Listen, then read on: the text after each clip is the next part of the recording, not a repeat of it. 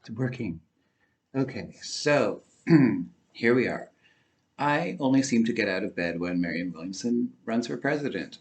So here I am in my messy room to address all the things that are being said about this primary.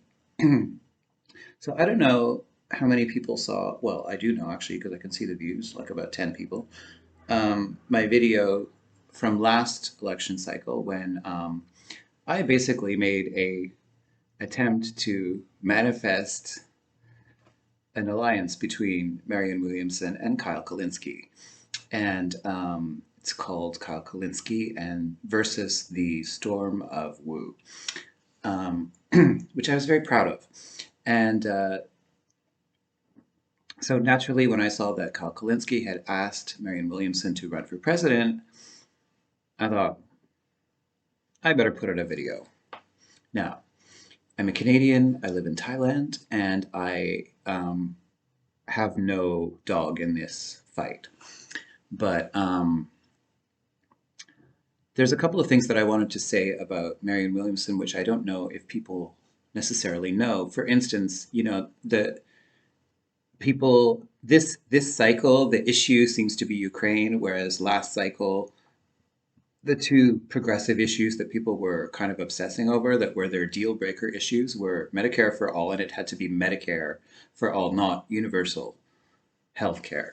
And the other sort of litmus test was the war in Venezuela, because the U.S. was sort of manufacturing this war. They wanted to take down Maduro, and then but there were oil interests and everything. It was all a little bit smarmy. Anyway, and and these were two policy issues that Marianne Williamson was not particularly clear about, and I think that maybe some progressives canceled her as a result of that. And she came around on Venezuela and Medicare for All and freeing Julian Assange. Now, I understand that people have their deal breaker issues. Those are not mine. I would like to see a candidate who is pro peace and has some kind of plan for peace building, which I believe that Marianne Williamson does because she's done the research on what creates peace psychologically and in terms of like political science, and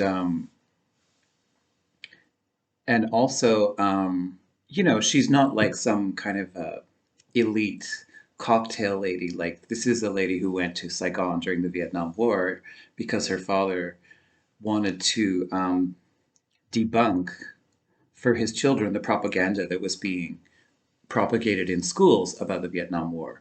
And when Marianne Williamson told her father what they were saying in her school about the Vietnam War, um, he packed up all the kids and all the stuff and took them to Saigon to see the reality. Now, Saigon is not Hanoi, so I don't know what they saw, but I do think Marianne Williamson is very traveled and very.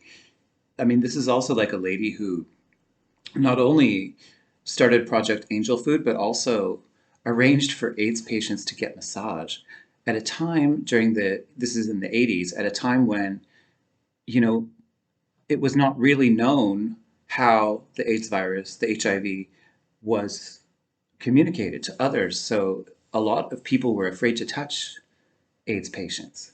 And so it was like this. So, when I think of things like this, and then people are saying, she's a grifter and she doesn't care, like, I can't see that personally. If I look at her body of work, if you look over all the things that she has advocated for, I'm not seeing a person who is, you know, putting on a face.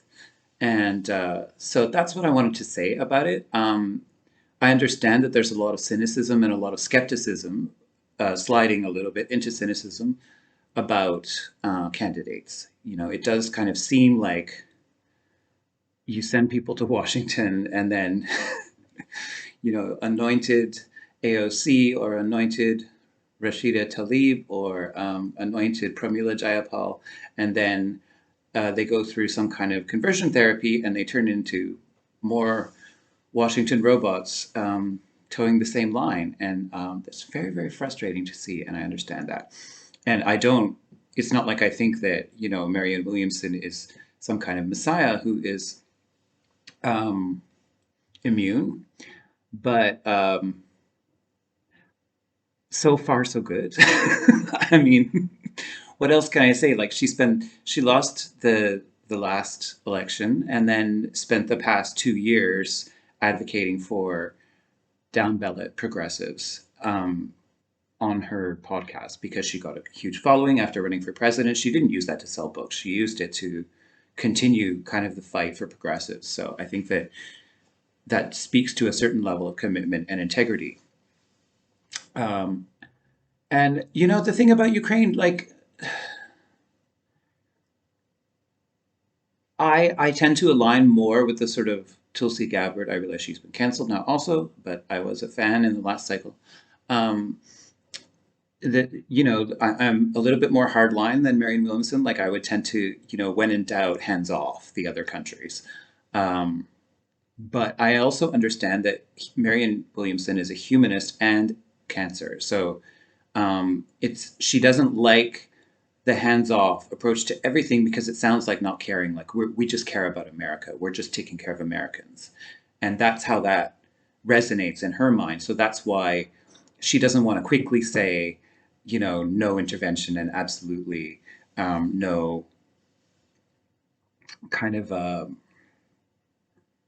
no kind of like I suspect that the split between her and Tulsi Gabbard is a debate that is going on in people's minds, which is not a simple answer, which is how do you aid other countries where human rights offenses are taking place um, without it being subverted into some kind of like I don't know, scouting for oil or turning into some kind of military conflict, and so so basically, I'm just encouraging people to, if you if you have your hardline issue, just keep an open mind because honestly, like, there's a lot of talk about we should do a third party. I kind of agree with Kyle Kulinski that developing a third party would take a long time, and I think that Marianne Williamson feels that there isn't that much time to get some of these issues into the forefront, especially climate change issues, and it's kind of like that in particular is very important to get to work on. And hey, at least during COVID, we saw some pink dolphins. That was nice. Anyway, I think that's all I have to say on the topic for now. I probably will do a bit more commentary just for the hell of it. And basically because, I can only write so many comments, people, my fingers get tired. So here we are. Marianne Williamson, welcome back to the race. Wow, at least you activated me out of bed and motivated me to get inspired for you again. So thank you for that.